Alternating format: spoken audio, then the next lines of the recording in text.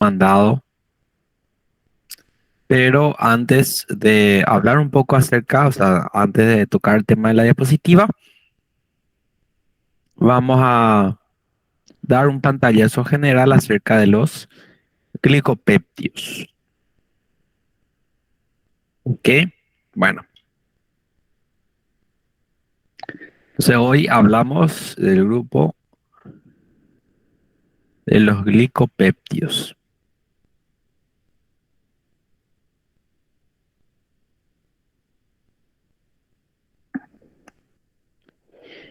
Acá tenemos dos representantes. Sí, nuestro medio se utiliza uno con mayor frecuencia y es el que tienen que recordar, que le voy a colocar en rojo. Vancomicina es el más importante, pero también existe otro que es la teicoplanina.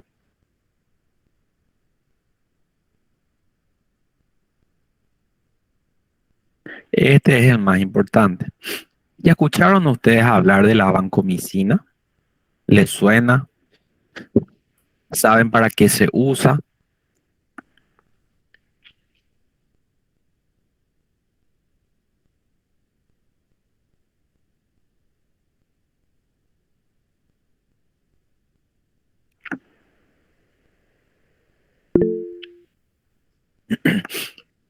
Dice Victoria, pregunta, profesor, sobre la prueba y proceso. ¿Entra este asunto Yoshi? No, Victoria. Para la prueba de proceso vamos a incluir la primera clase que vimos de introducción a la terapia, a la antibiótico terapia, y los beta-lactámicos, todo lo que son penicilinas, cefalosporinas, carbapenemos, eso incluye en la primera eh, prueba de proceso, ¿ok? Esto ya no, ¿ok? Esto ya incluye para el examen parcial, que como saben ya se está liberando a partir del día 13, tengo entendido. Bueno, ¿qué saben de glicopeptio? ¿Qué saben de la vancomicina? ¿Qué escucharon ya?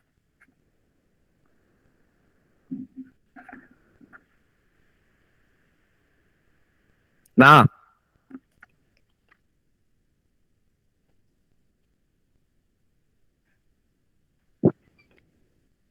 Bueno, el silencio me contestó entonces. Eh, los licopeptios son un grupo de fármacos que no se suelen utilizar, o sea, no se usan en el tratamiento ambulatorio, pero son bastante utilizados en pacientes internados. Es un grupo antibiótico de origen natural de espectro reducido, ¿sí?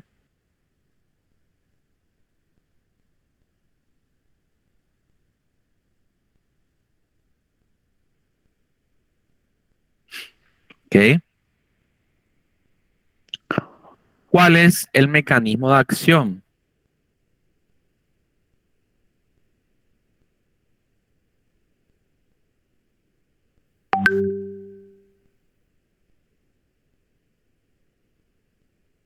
Es muy similar, el mecanismo de acción es muy similar a lo que nosotros vimos ya con los beta-lactámicos, que es justamente la inhibición de la síntesis de pared celular bacteriana.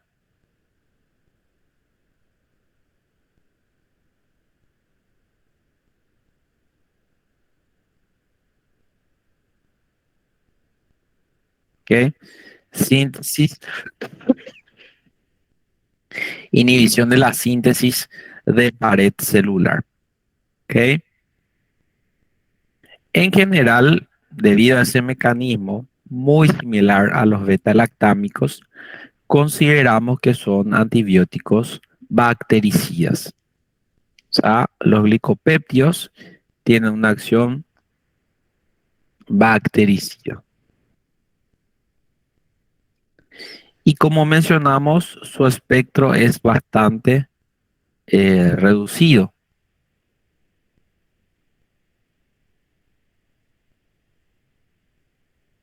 ¿Está bien? Espectro reducido. ¿Y cuál es su espectro?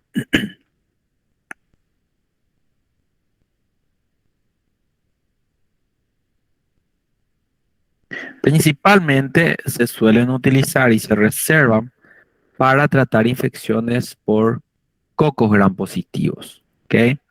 Es decir, cocos gram positivos. ¿Ok? Como por ejemplo, Staphylococcus aureus.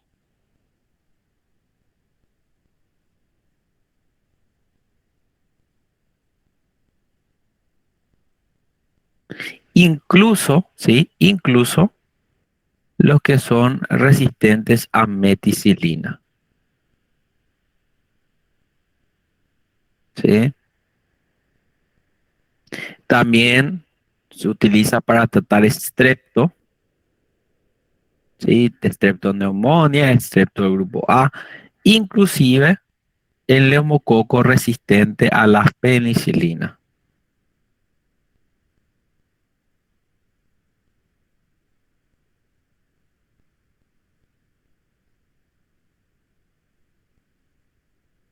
Y acá está el punto clave, ¿sí? Esto es por lo cual se le utiliza bastante, porque funciona contra el Staphylococcus aureus resistente a meticilina. Es el principal motivo por el cual nosotros utilizamos todavía la vancomicina. Un tiempo anteriormente, hace unas décadas, en la década de los 50, 60, se utilizaban mucho estos antibióticos. Por un tiempo se dejaron de utilizar, pero hace unas décadas volvieron a utilizarse y todavía siguen siendo uno de los, o sea, sigue siendo el tratamiento de elección para infecciones por Staphylococcus aureus resistentes a meticilina. ¿Por qué se utilizaban, después se dejaron de utilizar y luego se volvieron a utilizar? Bueno, ¿qué pasó? Nosotros sabemos que en la década de los 40 aparecieron las penicilinas naturales, ¿no? Penicilinas naturales, ahí tenemos cuáles. Tenemos la penicilina G, la penicilina B, etcétera. Fueron las primeras penicilinas en salir, ¿ok? Durante ese periodo, la mayoría de las infecciones por estáfilos respondían a la penicilina. ¿Qué pasó en la década del 50? 10 años después de que se empezó a utilizar penicilina, empezaron a aparecer cepas de Staphylococcus aureus productores de penicilinasas. Los Staphylococcus aureus empezaron a producir las penicilinasas que inactivaban nuestras penicilinas naturales, que eran muy sensibles a esas penicilinasas. Por lo tanto, dejaron de utilizarse las penicilinas naturales para tratar esas infecciones por estáfilo productores de penicilinasa. A partir de ese momento, en la década de los 50, se descubren los antibióticos glicopéptidos, la vancomicina, y empieza a verse que son activas y funcionan contra los estáfilos, inclusive los estáfilos que producen penicilinasas. ¿Ok? Pero ¿qué pasa? ¿Cuál es el problema con la vancomicina? Es una estructura compleja de alto peso molecular hidrosoluble que no permite la absorción oral y que se elimina exclusivamente por el riñón, inclusive tiene una ligera nefrotoxicidad. O sea, la vancomicina es nefrotóxica, sobre todo en pacientes que ya tienen algunos factores de riesgo para nefrotoxicidad. Todo eso hace que, bueno, no sea la mejor opción. Y cuando empezaron a descubrirse, cuando empezaron a sintetizarse la meticilina, la oxacilina, la cloxacilina, las famosas penicilinas antiestafilocóccicas que vimos, ¿sí? Cloxacilina, oxacilina, meticilina, penicilinas antiestafilocóccicas.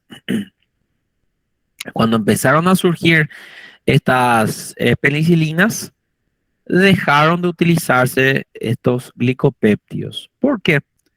Porque esos estáfilos productores de beta-lactamasa podían ser tratados con cloxacilina, oxacilina, meticilina. Durante un tiempo fueron el tratamiento de elección para los estáfilos productores de penicilinasas. ¿Qué pasó? El estáfilo aprendió una nueva forma de resistencia. Ya no era a partir de la producción de penicilinasas, sino que el estáfilo aprendió a modificar ¿qué? A modificar la PVP. ¿Se acuerdan? Proteína de unión a penicilina. Y ahí, a partir de ese momento, surgieron los SARM, ¿sí? Staphylococcus aureus resistente a meticilina, donde quedó por lo menos, o sea, cuando aparecieron los SARM, se vio que ningún beta-lactámico prácticamente tenía actividad contra el Staphylococcus aureus resistente a meticilina. No funciona ninguna penicilina, no funciona casi ninguna cefalosporina y tampoco funciona el carbapenemo. ¿Sí? Cuando aparecen los SARM, prácticamente invalida todo el grupo de los beta-lactámicos. Entonces, ¿qué hacemos? Utilizamos de nuevo la vancomicina. Y hasta ahora, la vancomicina es el tratamiento de primera elección cuando hay sospecha de Staphylococcus aureus resistente a meticilina. ¿Ok? Esa es una de sus principales indicaciones. Dentro de las cefalosporinas, hace poco se descubrió, dijimos, hace como 15 años, surgió un nuevo antibiótico que también tenía actividad contra el Staphylococcus aureus resistente a meticilina. ¿Cuál era ese antibiótico? Dentro de las cefalosporinas, con actividad contra SARM.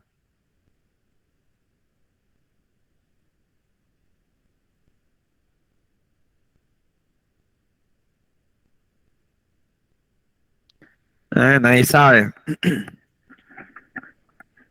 Amoxicilina com clavuanato, professor? No, es una cefalosporina, ¿sí? Ahí mencionó Monique, ¿sí? Ceftarolina, ¿sí? La ceftarolina, una cefalosporina nueva. No se sabe, como dijimos, si era de quinta generación o si es de la tercera generación o si no tiene generación. Había un problema en la clasificación. La ceftarolina es una cefalosporina nueva que tiene actividad contra Staphylococcus aureus, ¿sí? Resistente a meticilina. Muy bien. Entonces ya sabemos que la vancomicina y la cefalosporina, la ceftarolina, son una de las únicas opciones que tenemos para tratar estáfilo resistente a meticilina. ¿Qué más? ¿Qué más cubre los licopéptidos? Cubre los anaerobios de la boca, que son cocos gram positivos anaerobios. ¿Ok? Y también cubre bacilos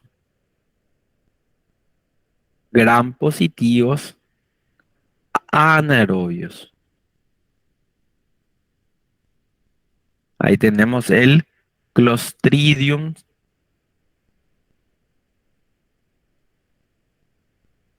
difficile. ¿Ok? Y recordar también acá, importante, el enterococo. Un coco gram positivo, colonizador normal de la flora intestinal.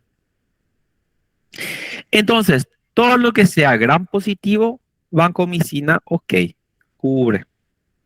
Coco gram positivos, ¿sí? Anaerobios gram positivos.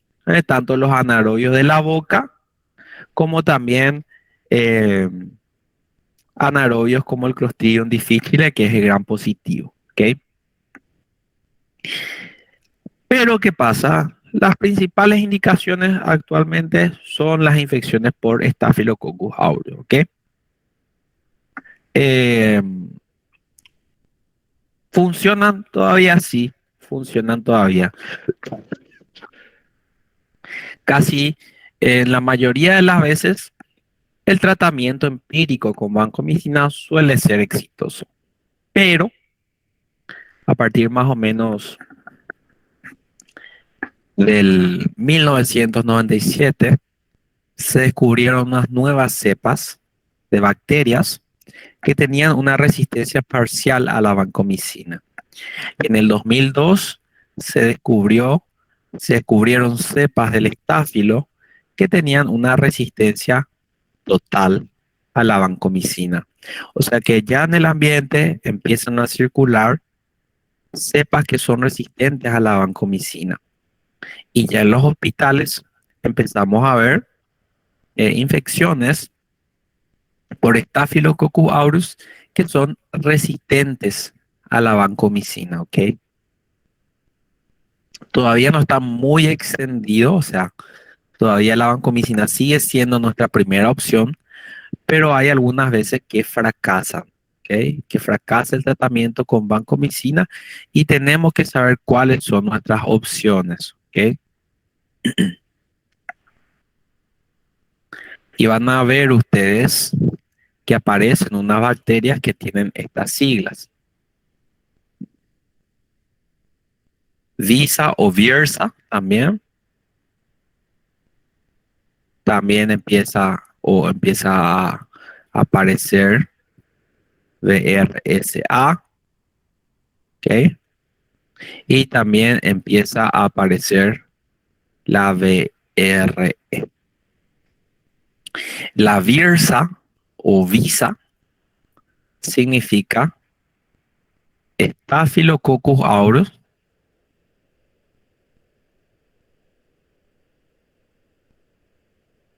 con resistencia intermedia.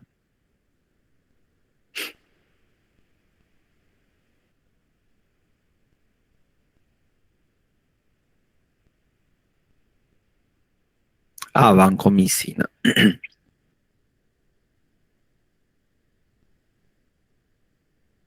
¿Ok? La VRSA significa Staphylo aureus con resistencia o resistente a vancomicina. Resistencia total.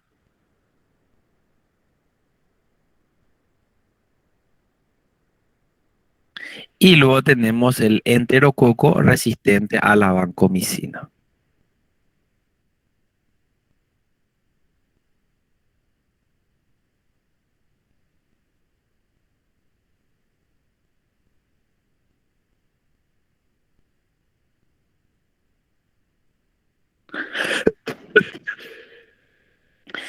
¿Qué hacemos cuando aparece el Staphylo aureus resistente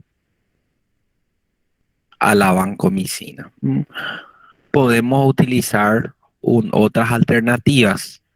Una de ellas es la ceftarolina. ¿Sí? La ceftarolina es una opción para infecciones por Staphylococcus aureus resistentes a vancomicina. Otra opción, la daptomicina. Es un fármaco que vamos a estudiar también hoy. También podemos utilizar la tigecyclina, el linezolid,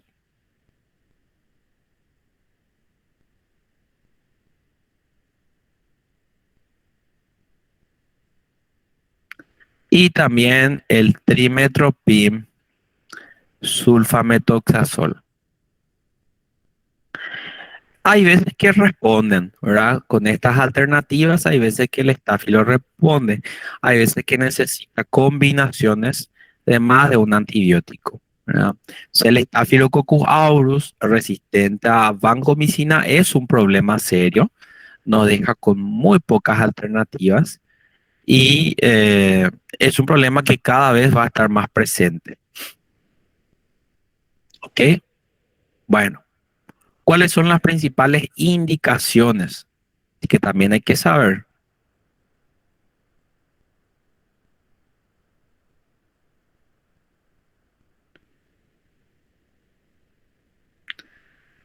Principalmente se utiliza para tratamiento empírico en pacientes con sospecha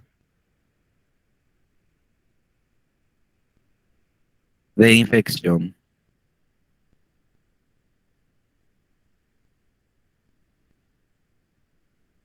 por SARM. ¿Ok? O sea, cuando nosotros sospechamos que el paciente puede tener Staphylococcus aureus resistente a meticilina, siempre iniciamos con vancomicina para cubrir siempre ese germen. ¿En quiénes sospechamos? ¿Cómo uno sospecha que el paciente tiene estáfilo resistente? Generalmente estos son gérmenes que aparecen en los hospitales. O sea, normalmente el paciente suele estar internado por un tiempo, está unos días internado y luego empieza con un cuadro de infección, ¿verdad? Suelen ser pacientes que están internados muchas veces en estado crítico. Suelen ser pacientes que evolucionan rápidamente. El día anterior empezaron con un pico febril, un poquito de tos y hoy ya están de repente con alteración hemodinámica.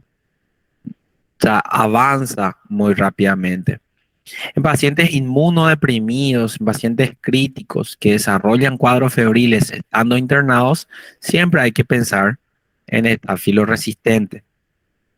Entonces, en estos pacientes, sobre todo los que están graves, los que ya están en un estado con sepsis grave, con shock séptico, en eso sí o sí empezamos con vancomicina. ¿Ok? Pacientes graves que están internados, desarrollan un cuadro, vancomicina siempre hay que cubrir. ¿Qué más? Se suele utilizar también en el tratamiento de colitis pseudomembranosa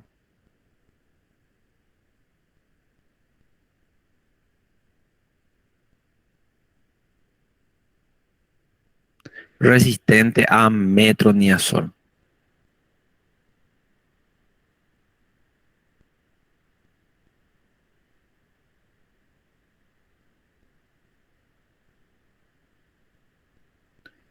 ¿Se acuerdan lo que era la colitis pseudomembranosa?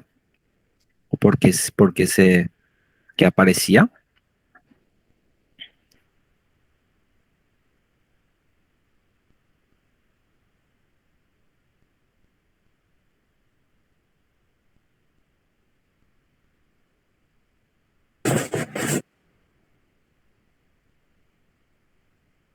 Nadie sabe, nadie responde, están googleando. Habíamos visto la colitis pseudomembranosa era un efecto adverso del consumo crónico de antibióticos. Exactamente. Era un cuadro de inflamación, ¿sí? Era un cuadro de inflamación a nivel del colon producido por un desequilibrio bacteriano. El agente causal era el Clostridium difficile.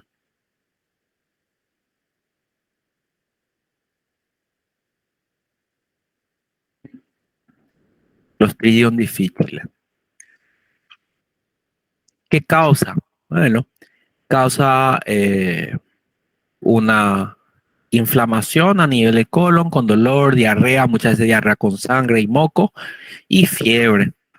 ¿Okay? ¿Por qué el consumo crónico de antibióticos? Porque los antibióticos, cuando se consumen de forma crónica, pueden ir matando algunas bacterias del intestino, del colon, y de esa manera puede haber un desequilibrio en las colonias bacterianas. Aumenta una bacteria y disminuye otra bacteria. ¿Entienden? Entonces, como ciertos antibióticos matan los bacilos gram negativos, pero no dañan los anaerobios, el Clostridium difficile empieza a crecer y se genera la colitis pseudomembranosa. ¿Okay? ¿Qué pasa? ¿Cuál es el tratamiento de elección de la colitis pseudomembranosa? Suele utilizarse el metronidazol y es un antibiótico utilizado para matar anaerobios, ¿sí? Un antibiótico antiparasitario con actividad contra anaerobios, ¿sí? Principalmente. Pero en algunos casos, raro es, realmente no suele suceder mucho. La mayoría de los casos responde bien al metronidazol. Pero existen algunos casos donde el metronidazol no es suficiente y donde necesitamos otro, para otra alternativa. Esa alternativa es la vancomicina. La vancomicina es la alternativa al tratamiento que fracasa de metronidazol. Existe una formulación de la vancomicina, que es la vancomicina por vía oral.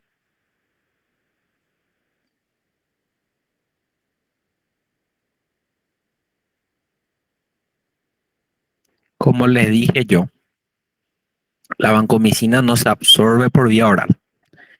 Pero para el tratamiento de la colitis pseudomembranosa se utiliza vancomicina vía oral, una formulación especial que actúa a nivel local. Básicamente se administra la vancomicina, prácticamente no sufre cambios, o sea, la cápsula, ¿verdad? No sufre cambios ni en el estómago ni en el intestino y llega en altas concentraciones a nivel del colon, ¿verdad? Que es donde está justamente el Clostridium difficile. Y ya en el colon tiene un efecto bactericida sobre estos Clostridium. ¿Cuál es el problema? En Paraguay no tenemos la forma de presentación de vía oral de la vancomicina. Y hasta hace poco en Brasil creo que tampoco había. Entonces, ¿qué hacían los médicos que tenían que tratar colitis pseudomembranosa resistente a metronidazol? Bueno, solían romper las ampollas de vancomicina y administrar por vía oral. No es lo ideal, no es lo recomendable, pero era lo que sucedía. ¿Okay?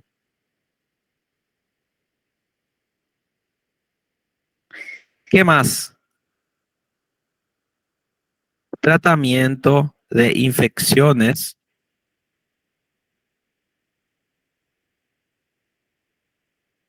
por enterococo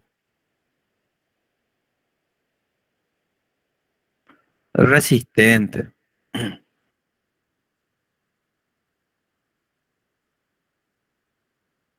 a ampicilina.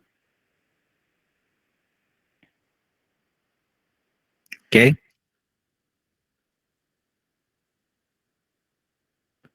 Entonces, estas son las principales indicaciones de la vancomicina. Como les digo, lo que más Se utiliza en pacientes graves con sospecha de infección por estáfilo y es para lo cual se reserva. Todavía no funciona bastante bien la vancomicina, pero como les digo, ya hay cepas que son resistentes. Entonces no va a durar mucho tiempo hasta que prácticamente quede inservible.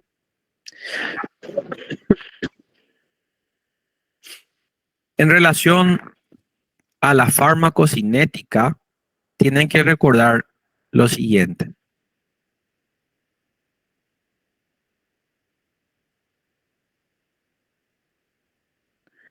Es un fármaco complejo, tiene una estructura compleja y de alto peso molecular.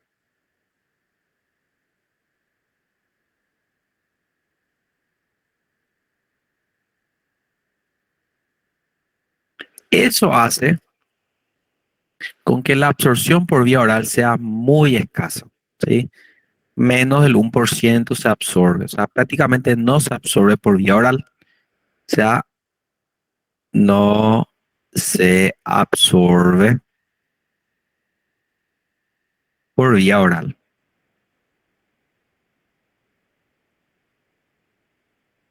¿Ok? Tiene una distribución aceptable. Penetra las membranas, penetra los tejidos. Donde penetra poco es la barrera hematoencefálica, pero en situaciones de inflamación, situaciones donde hay inflamación de las meninges, penetra mejor, ¿sí? Penetra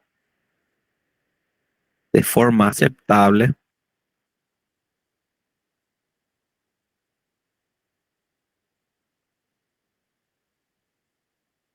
La barrera hematoencefálica, ¿sí? En pacientes con meningitis.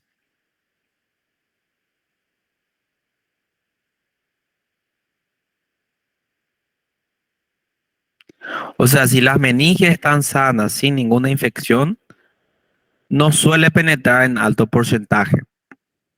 Pero cuando hay alguna infección de las meninges, alguna inflamación, penetra mejor, ¿no? Lo que es conveniente porque justamente en las meningitis bacterianas es donde a veces podemos necesitar la vancomicina. No tiene metabolismo hepático, o sea, no se metaboliza y se elimina 100% por el riñón.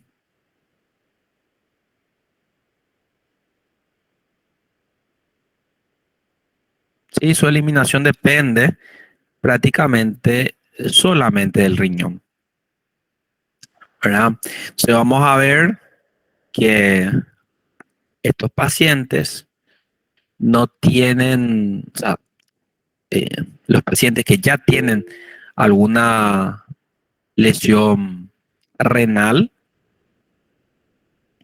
podrían desencadenar o podrían aumentar esa lesión renal. O sea, es bastante nefrotóxico.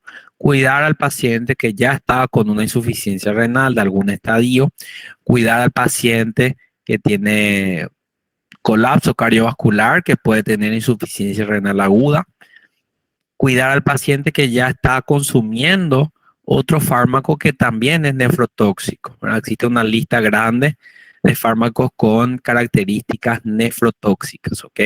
Y todo eso debemos evitar en lo posible mezclar, ¿sí? Con la vancomicina. Dice Natasha, pode repetir a farmacocinética do início? Ok. Simplemente recordar, es un fármaco de alto peso molecular y complejo. No se absorbe por vía oral, se tiene que administrar siempre por vía parenteral. Se administra por vía intravenosa. ¿Sí? No se absorbe por vía oral, se distribuye de manera aceptable, penetra en la mayoría de los tejidos, pero en el sistema nervioso central le cuesta, no penetra tan bien. A no ser que el paciente esté con una meningitis. Cuando hay inflamación de las meninges, ahí sí penetra un poco mejor, ¿ok? La eliminación es 100% renal y puede ser nefrotóxica, ¿eh? No se metaboliza. ¿Sí? ¿Se entendió ahora?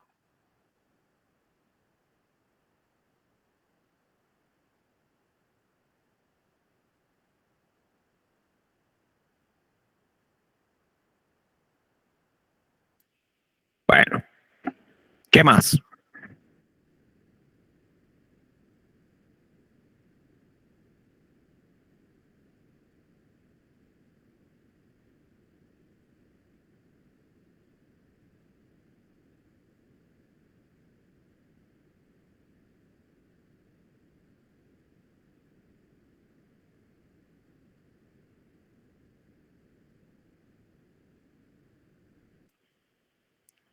La administración suele ser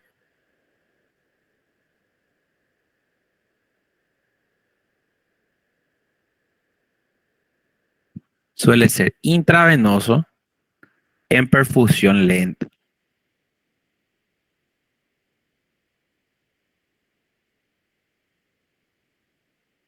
Sí, generalmente se diluye, se tiene que diluir y se administra en goteo lento.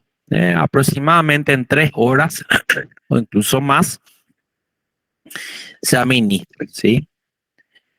¿Por qué eso? Porque se dio si se administra rápido,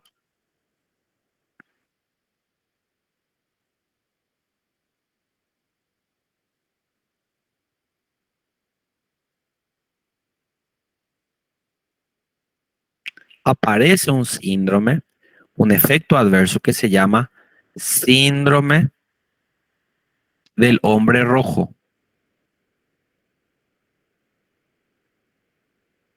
O también llamado síndrome del hombre con cuello rojo, que básicamente es un efecto adverso de hipersensibilidad donde se ve una lesión eritematosa por encima de la clavícula, o sea, todo lo que queda por encima de la clavícula se queda rojo, la piel pica, da un poco de prurito, ¿sí? Y un poco de edema. Es como una reacción alérgica, pero solamente aparece cuando se administra rápido. Si ustedes ven que el paciente está desarrollando esto, hay que siempre cerrar, disminuir el goteo, hacer más lento. ¿Okay? Bueno, y eso es uno de sus principales efectos adversos. El síndrome de hombre rojo, el síndrome de hombre con cuello rojo.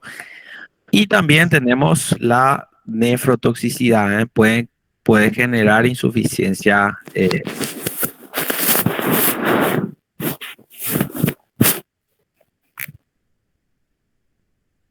Bueno,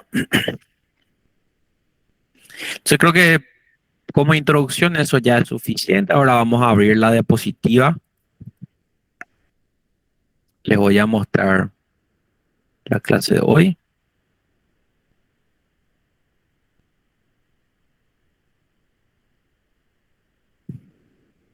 Ok, entonces tenemos los glucopéptidos, donde lo más importante es la vancomicina. Los lipoglucopéptidos o lipopéptidos, donde lo más importante es la daptomicina. Vamos a hablar después. ¿Sí? Después de la vancomicina pasamos a la daptomicina. Los polipéptidos, la bacitracina, la colistina y la polimixina, son otro grupo que también vamos a estar mencionando. Importantes sobre todos, de manera general, son nefrotóxicos. O sea, producen o pueden producir lesiones a nivel renal. Empezamos con los glucopéptidos. Son antibióticos de origen natural con estructura química compleja, ¿sí? Que se obtienen de los actinomicetos. Son un grupo de bacterias. La vancomicina. La vancomicina se deriva en el 1955, perdón, del Streptomyces orientalis, un actinomiceto. La tecoplanina recién en el 1978 por el Actinoplanes teicomicetus. ¿Okay? Como le dije, la vancomicina su uso se restringió un poco debido a que aparecieron las penicilinas antiestafilocóxicas. Cuando estas dejaron de funcionar, volvieron a utilizarse.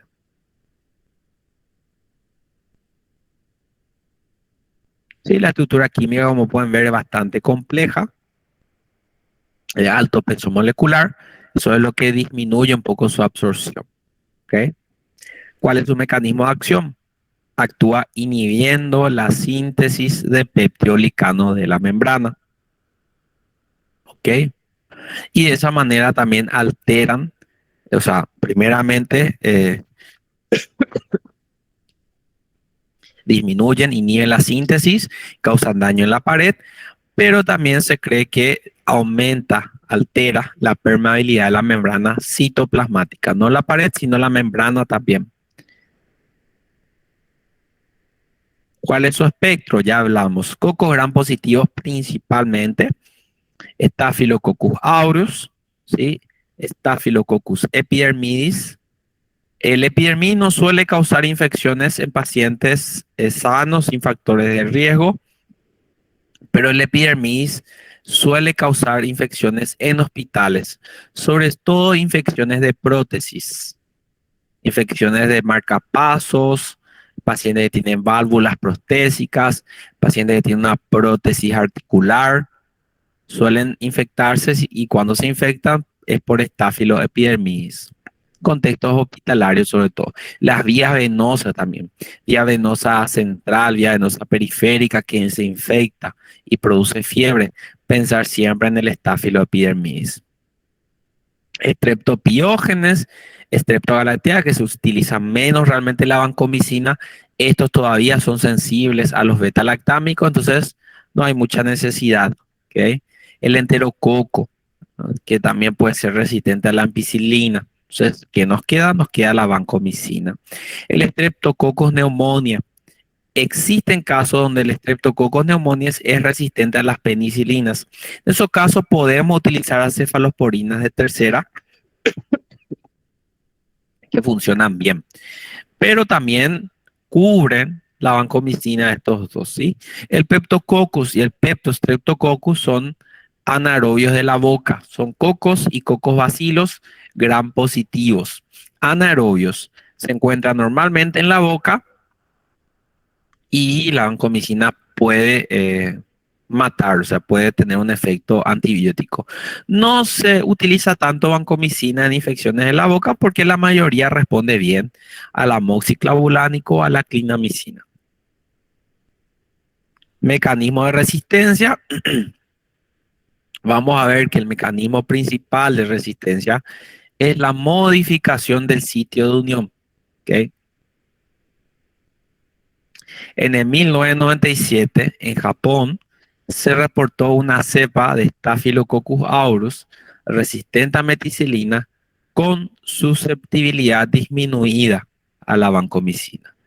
Y estos se llamaron Staphylococcus aureus con resistencia intermedia o VIRSA, ¿sí? Vancomycin Intermediate Resistant Staphylococcus aureus significa eso. O sea, Staphylo aureus con resistencia intermedia. En el 2002 aparecieron las primeras cepas de Staphylococcus aureus con alto nivel de resistencia. ¿Sí? Estos eran la VRSA. VRSA. Vancomycin Resistant Staphylococcus aureus. Todavía no están muy difundidos. Como les dije, la mayoría de las veces funciona la vancomicina en el tratamiento de estas infecciones, pero existen casos donde vamos a tener resistencia, lastimosamente, sobre todo en ambientes hospitalarios. La farmacocinética tiene una escasa absorción por vía oral. Se pueden administrar por vía intravenosa o intramuscular. Normalmente por vía intravenosa, la vía intramuscular es muy dolorosa. No se metaboliza prácticamente a nivel hepático y se elimina casi al 100% por el riñón. ¿Okay? La vancomicina tiene una baja fijación a proteínas, una vida media corta y en general tiene buena penetración en la barrera hematoencefálica en pacientes que tienen meningitis. En otras situaciones, pacientes con meninges intactas no penetra tan bien. Y también tiene buena penetración ósea. ¿Okay? La teicoplanina. Teicoplanina es el hermano de la vancomicina, no se utiliza tanto y no tiene penetración casi en la barrera hematoencefálica. ¿Okay? No se administra por vía intramuscular por el intenso dolor que produce. Alcanza buenos niveles en fluidos biológicos como el líquido pleural, la ascitis, la sinovial, pero tiene una escasa penetración intracelular. O sea, dentro de las células no penetra muy bien. Tiene una penetración variable a nivel del sistema nervioso central, pero en pacientes con meninges inflamadas funciona bien. Bueno, en las infecciones osteoarticulares que requieran de tratamiento prolongado, es preferible utilizar teicoplanina, debido a que la teicoplanina tiene una vida media más prolongada y en general tiene menos nefrotoxicidad con el uso crónico. Casi el 75% de la dosis se elimina sin metabolizar por filtración renal en las primeras 24 horas. ¿Okay? Acá la dosis no me importa a mí tanto. Efectos adversos. En recordar sobre todo la infusión rápida de la vancomicina produce Red Man Syndrome, que significa síndrome de hombre rojo o síndrome de hombre con cuello rojo. Les voy a mostrar una imagen. Es una reacción como una reacción alérgica. No se sabe realmente muy bien el mecanismo y por qué solamente se limita a esta porción, pero se cree que es una reacción alérgica o un tipo de reacción alérgica o un tipo de reacción de hipersensibilidad, donde si se administra muy rápido, se produce una vasodilatación a este nivel, lo que deja la piel muy roja y también se produce prurito, pica, con edema. Les muestro acá la imagen.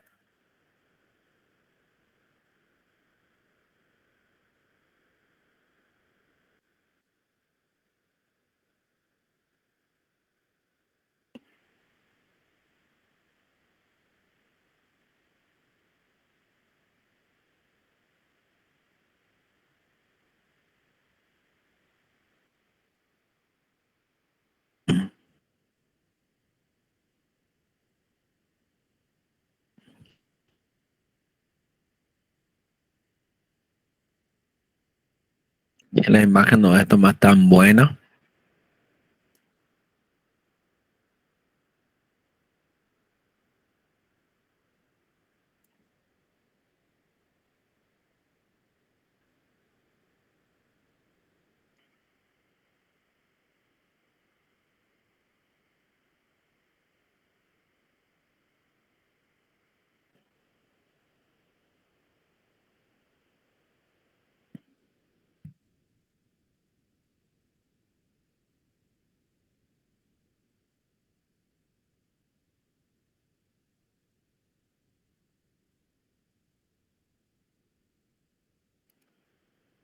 Bueno, vamos a ver si pueden apreciar.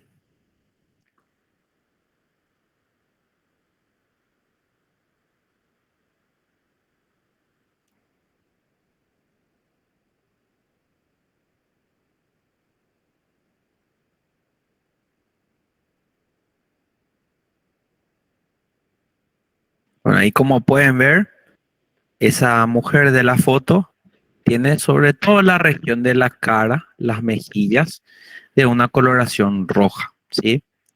Esa es una reacción que aparece normalmente con la infusión rápida de vancomicina por vía intravenosa. Se acompaña de edema, ¿sí? Y se acompaña de prurito. Lo vamos a ver acá. En esta porción, o sea, la parte del torso, sí, sobre todo por encima de la clavícula, pero el torso superior y también el cuello suele tener esta coloración más eritematosa. Acá no se ve realmente.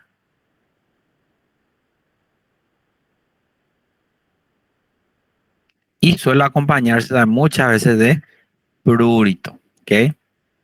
Coceira.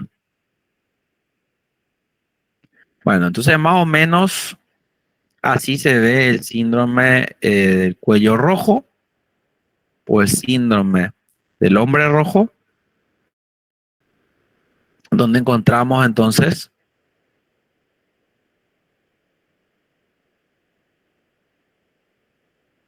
una lesión eritematosa, pruriginosa y edematizada en la piel.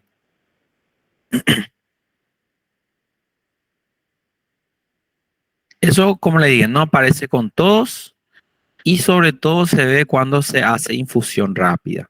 Por eso es que la vancomicina tiene que diluirse y administrarse en 3 horas por lo menos.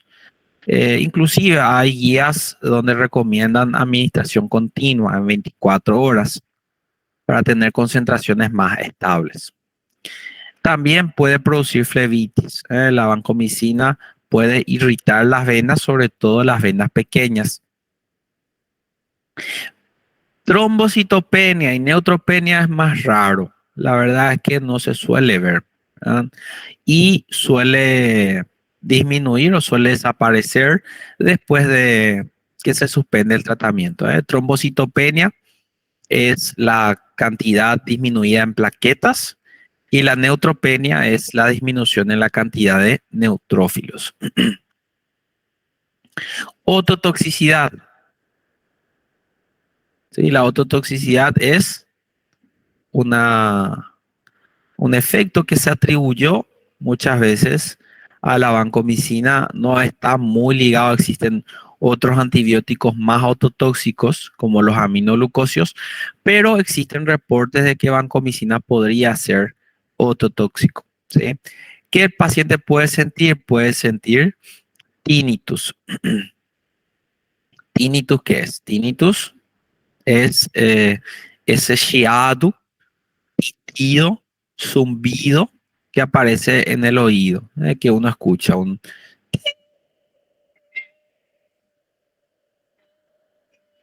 continuo, ¿sí? Eso se llama tinnitus. Vértigo. Vértigo es ese mareo, esa sensación de que todo está girando. ¿Por qué? Porque podría afectar también el órgano vestibular, el órgano del equilibrio, los conductillos semicirculares y los laberintos, ¿sí? Vestibulares. Mareo, ¿sí? Sensación de mareo, incluso puede relacionarse con sordera, sordera temporal, paciente deja de escuchar por un tiempo. El resto es más raro, ¿verdad? El que causa colitis pseudomembranosa es muy raro. La verdad es que se utiliza para tratar la colitis pseudomembranosa. Es muy raro que cause.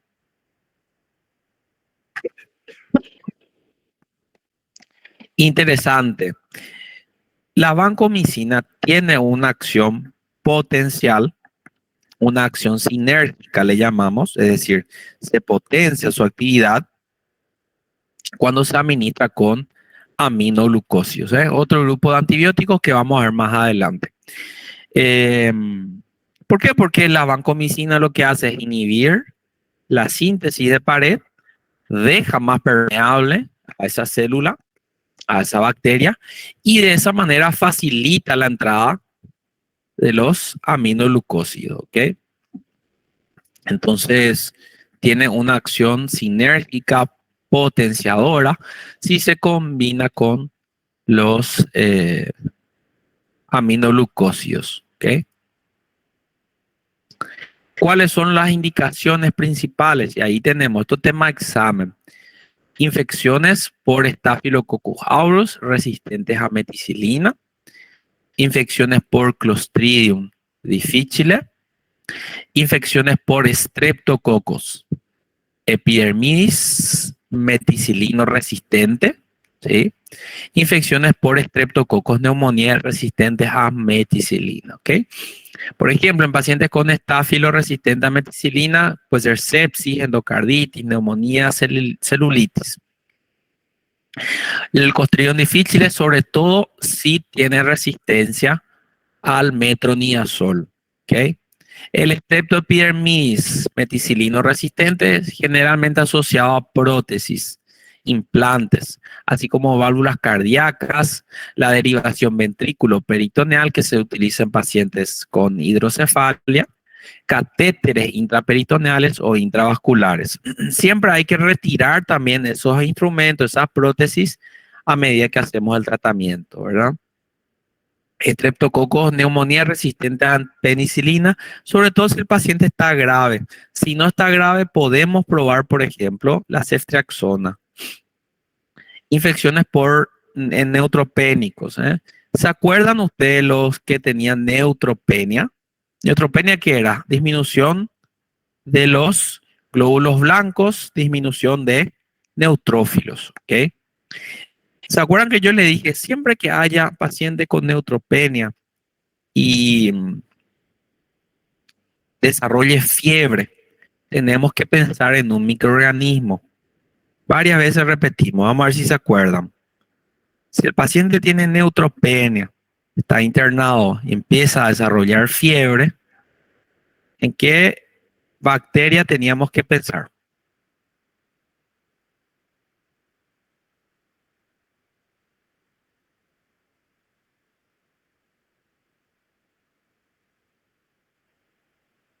Nadie sabe. Todos se olvidaron.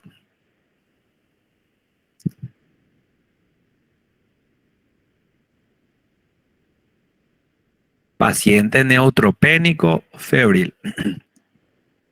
Estafilococcus aureus, sí, también, Natasha, pero habíamos mencionado cuál. Primero y antes que nada, el pseudomonas, exactamente, Sara. Siempre que hay pacientes con bajo nivel de glóbulos blancos, bajo nivel de neutrófilos, y empieza a desarrollar fiebre, tenemos que pensar en pseudomonas. La pseudomonas suele ser más frecuente en pacientes con bajo número de neutrófilos. Entonces, siempre tenemos que cubrir pseudomonas en pacientes neutropénicos que desarrollan fiebre. Pero en segundo lugar, sí, en segundo lugar está el Staphylococcus aureus, ¿sí? Resistente a meticilina.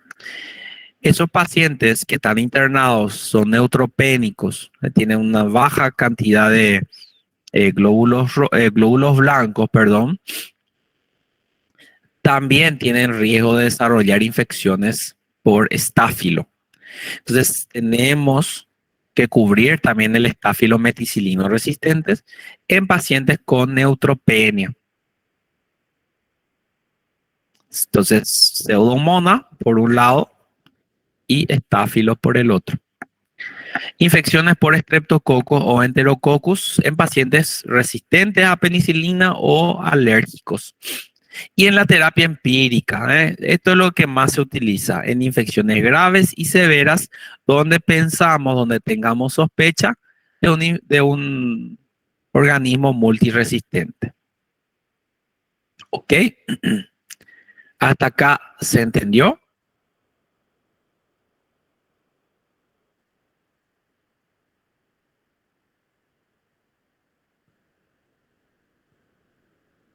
Ok. Bueno, vamos a tomarnos una pausa de 10 minutos y seguimos para la segunda parte. Entonces, en 10 minutos regresamos.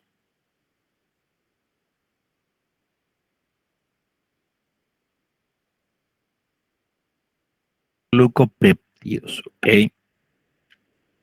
Los lipoglucopéptidos son un grupo también de fármacos cuyo mecanismo no está muy bien dilucidado, no son muy antiguos tampoco, y se utilizan en, digamos, unas indicaciones bastante limitadas también. Acá lo más importante es la daptomicina. La daptomicina es un antibiótico lipoglucopéptido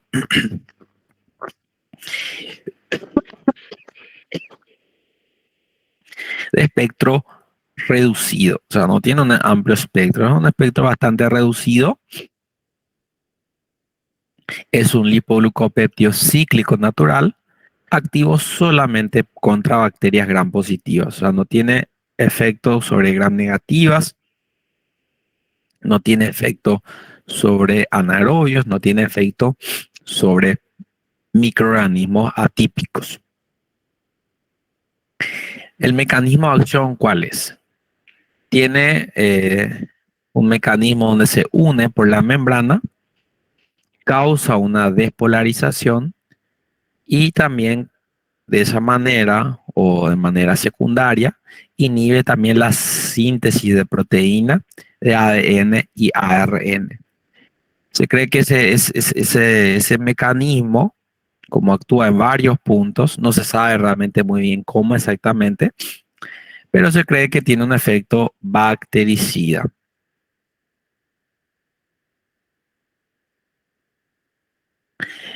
Existen ya cepas resistentes a la daptomicina.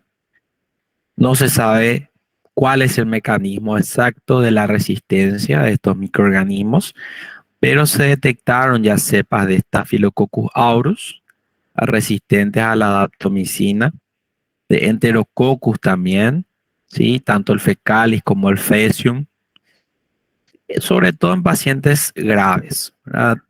Como le digo, el mecanismo no se conoce muy bien y tampoco se vieron todavía muy extendidas estas cepas. Entonces, hasta ahora, la daptomicina sigue siendo un antibiótico bastante útil para infecciones por gram positivos. Hay ya resistencia, pero es muy raro que aparezca. ¿Cuáles son las indicaciones de la daptomicina? Acá tenemos las indicaciones que me da la Food Drug Administration, que es la agencia de cuidados, o sea, la Agencia de Control de Drogas y Alimentos de Estados Unidos, ¿sí? Muy similar a lo que es la Anvisa del Brasil.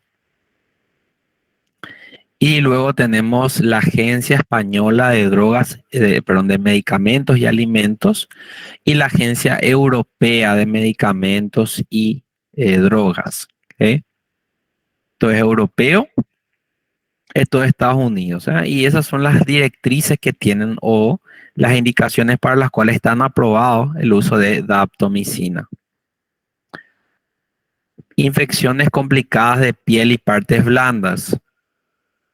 Endocarditis infecciosa debido al Staphylococcus aureus. Bacteriemia por Staphylococcus aureus cuando está asociada a endocarditis infecciosa o infecciones de la piel y partes blandas. O sea, casos de infecciones de piel, endocarditis o cuando hay estáfilo en sangre. Esto, gente, sobre todo si el antibiótico de la vancomicina no funcionó. Se suele utilizar como alternativa a la vancomicina. Se suele utilizar en casos donde el estáfilo es también resistente o tiene al menos una resistencia parcial a la vancomicina. La Food Drug Administration recomienda para infecciones de piel y partes blandas causadas por microorganismos gram positivos susceptibles, Staphylococcus aureus, ¿sí? Streptopiógenes, Streptogalactiae, ¿sí? Enterococcus, ¿okay? O bacteriemia por Staphylococcus aureus, es decir, presencia de estáfilo en la sangre, incluyendo la endocarditis, ¿ok? Como les digo, se suele utilizar como alternativa a la vancomicina en caso de que la vancomicina sea o el paciente no responda a la vancomicina. En esos casos se utiliza la daptomicina. Y como se fijan ustedes, solamente se utiliza para infecciones de la piel o infecciones de la sangre y el endocardio. Donde no se utiliza, ¿verdad? No se utiliza para infecciones del pulmón.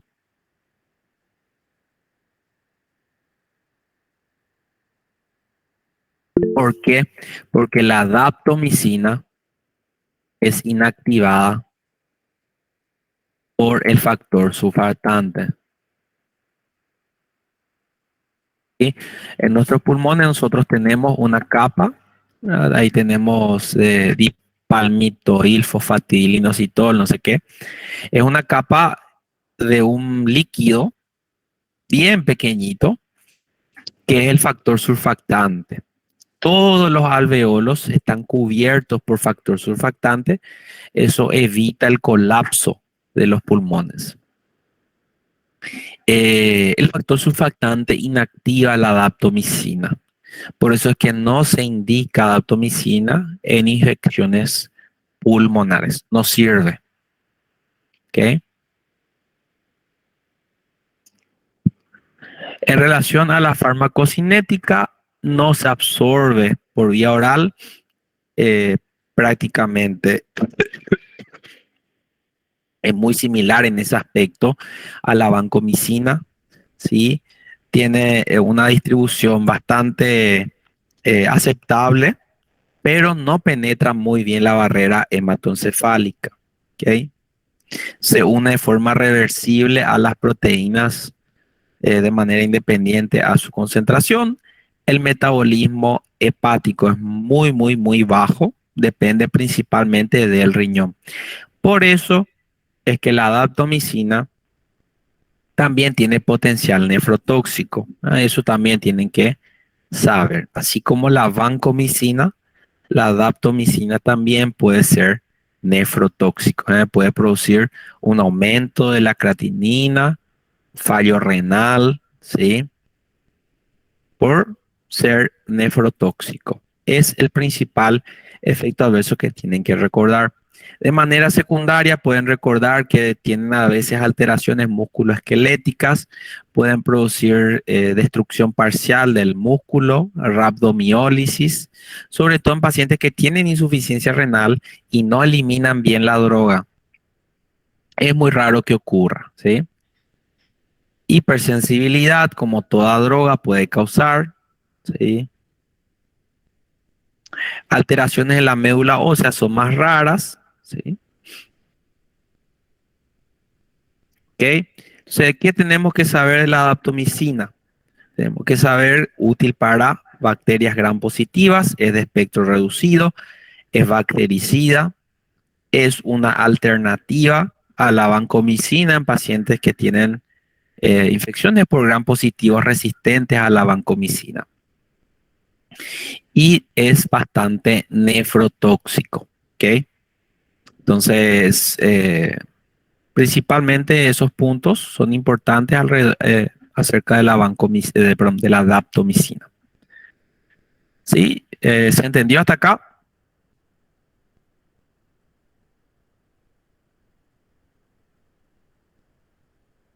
Sí, se Débora. ¿Y el resto?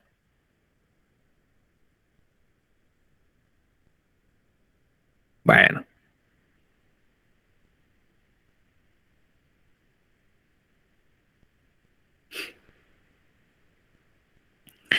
ahora vamos a hablar de los polipeptios. Los polipeptios son un grupo de antibióticos.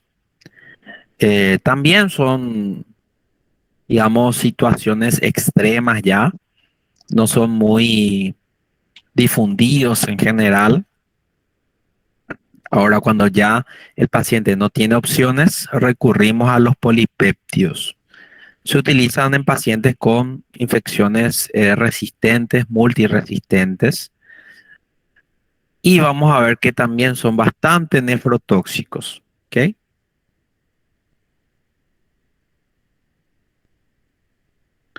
Los polipéptidos son antibióticos bactericidas producidos por las cepas del Bacillus polymixa, ¿sí? Bacillus ausporus, que actúan produciendo daño en la membrana celular, ¿verdad? Es un mecanismo poco común, ¿verdad? En relación a los antibióticos en general. Son antibióticos que producen daño directo en la membrana, entre otros efectos, ¿sí? No se absorben tampoco por vía oral, ¿sí? En general, en todo lo que hablamos nosotros, en todos estos antibióticos, vancomicina, la daptomicina y estos tres, la bacitracina, la polimicina y la colistina, no se absorben por vía oral. Sí, son bastante dependientes del riñón, también son bastante hidrosolubles, entonces son también bastante nefrotóxicos. La bacitracina es el primero del que vamos a mencionar. Es un polipéptido natural derivado del Bacillus subtilis, ¿sí? Se puede administrar por vía tópica y por vía parenteral. No se suele utilizar por vía parenteral, ¿ok? Porque es bastante nefrotóxico y normalmente tenemos alternativas. Pero sí se suele utilizar por vía tópica, sobre todo para tratar infecciones del ojo, bacitracina en forma de colirio, ¿ok? La bacitracina se coloca en forma de colirio y se puede utilizar para tratar infecciones conjuntivitis bacteriana. Es activa sobre las bacterias gram positivas, ¿eh?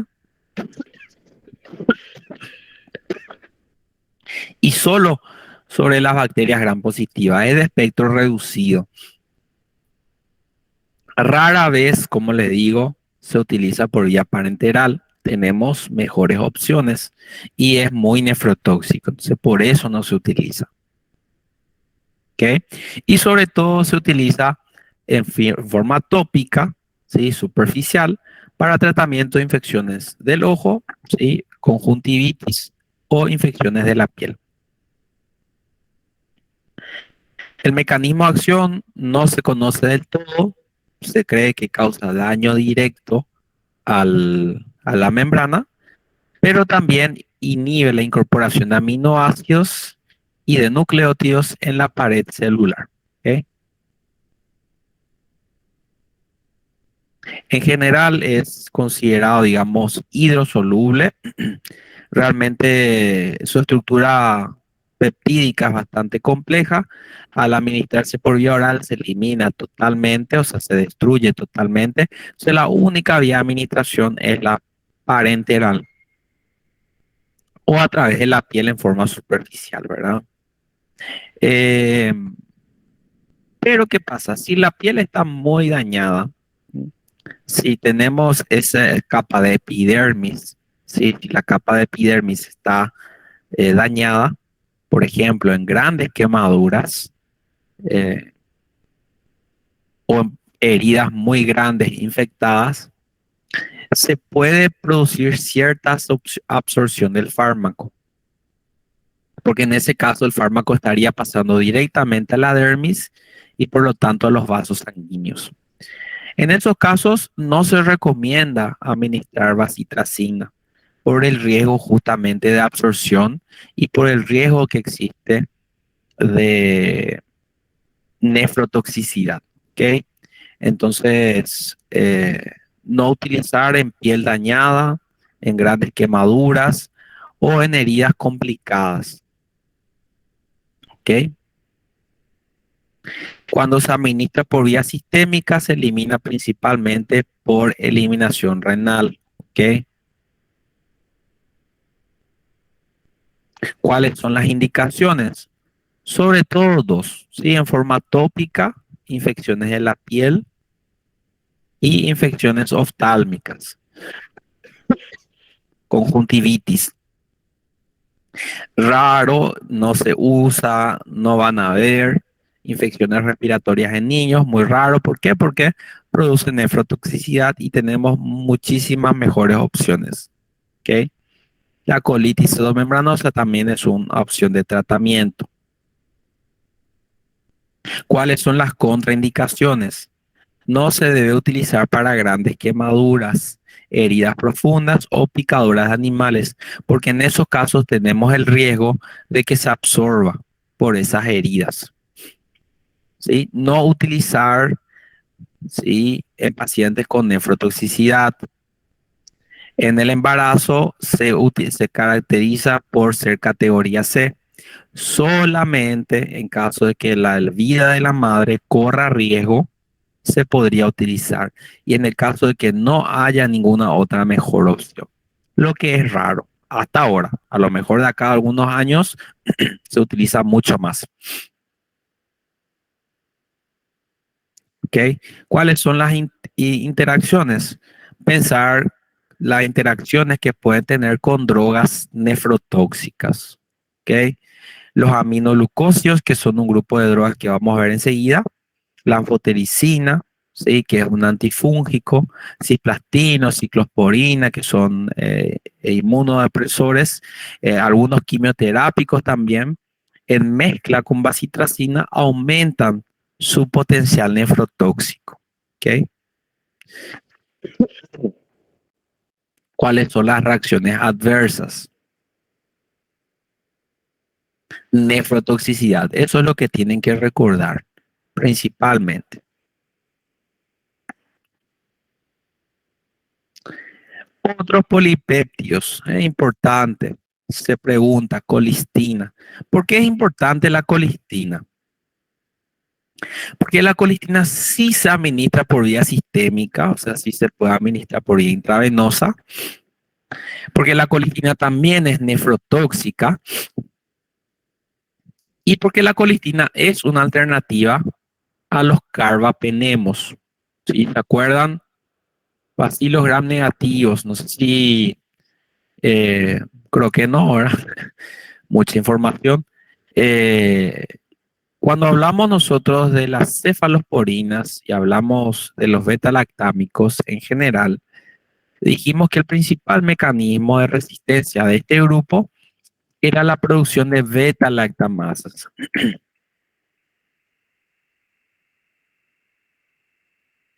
Y beta-lactamasas. ¿Okay? Estas beta-lactamasas no son un solo tipo, o sea, existen varios tipos de beta-lactamasa. Tenemos la beta-lactamasa A, la D, la espectro extendido, las carbapenemasas. Y cada una tiene la capacidad de destruir un grupo de antibióticos. La beta-lactamasa tipo A y tipo D suelen inactivar, suelen destruir las penicilinas de origen natural. ¿Okay? ¿Qué pasa? Cuando la bacteria produce esas beta-lactamasas, mis penicilinas naturales no funcionan. Luego tenemos las beta-lactamasas de espectro extendido. Son unas enzimas que son producidas sobre todo por los gram negativos. O sea, los gram negativos producen beta-lactamasa, escribo acá,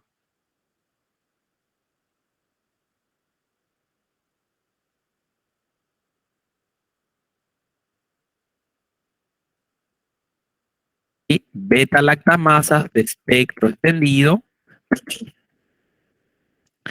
son producidos por las bacterias gram negativas. Las beta-lactamasas de espectro extendido inactivan todas las penicilinas y las cefalosporinas. No funciona ni la cefalosporina tercera, ni la cefalosporina de cuarta, ni ninguna penicilina. No funciona. ¿Okay? ¿Cuál es la alternativa a esas opciones? Si mi bacteria produce beta-lactamasa de espectro extendido, la opción que yo tengo es administrarle al paciente carbapenemos. ¿Sí? Carbapenemos es la segunda opción. ¿Por qué? Porque la bacteria se hizo resistente a todas las cefalosporinas. Existen unas beta-lactamasas que son capaces de destruir también los carbapenemos. ¿Sí? Las carbapenemasas son un tipo especial de beta-lactamasas que se conocen como KPC. ¿Por qué KPC? Porque la primera bacteria donde se descubrió que existían estas beta-lactamasas fue la Klebsiella. Entonces se llamó a esa Klebsiella productora de carbapenemasas y KPC.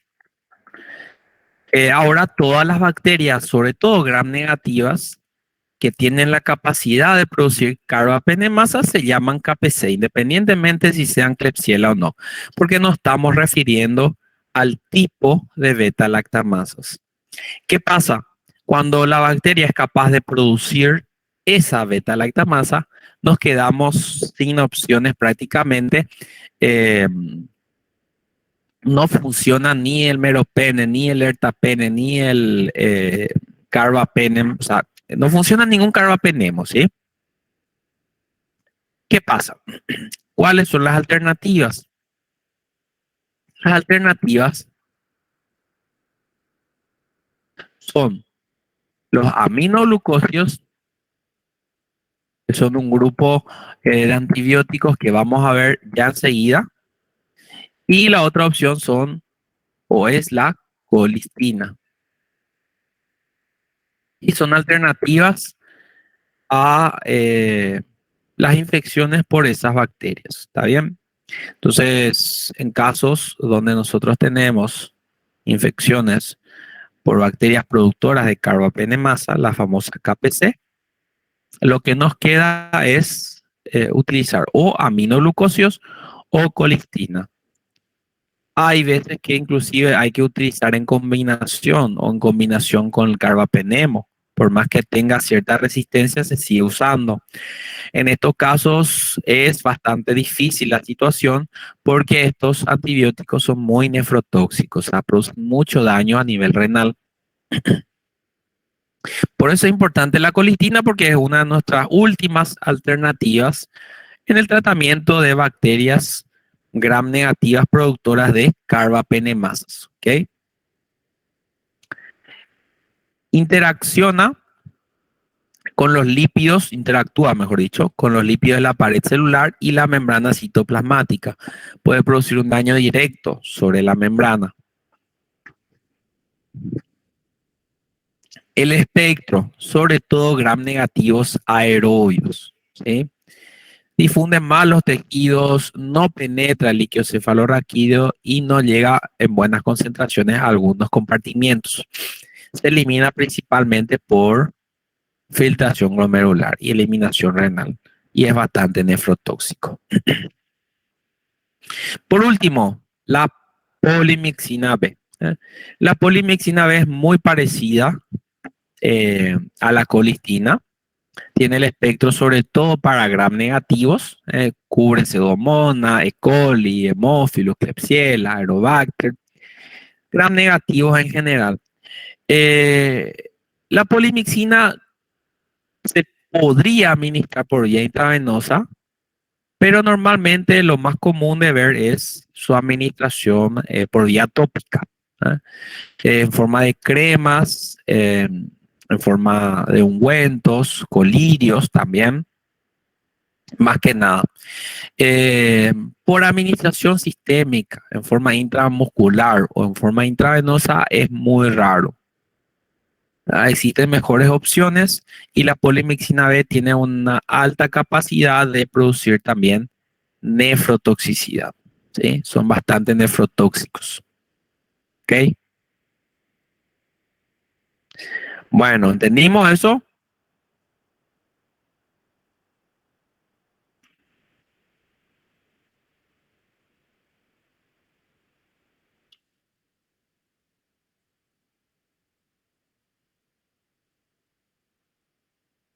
Bueno,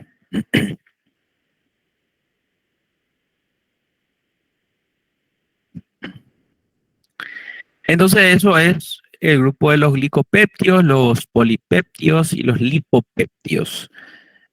Con eso terminamos otro grupo más y ahora quería hablarles un poco a ustedes sobre los aminoglucósidos.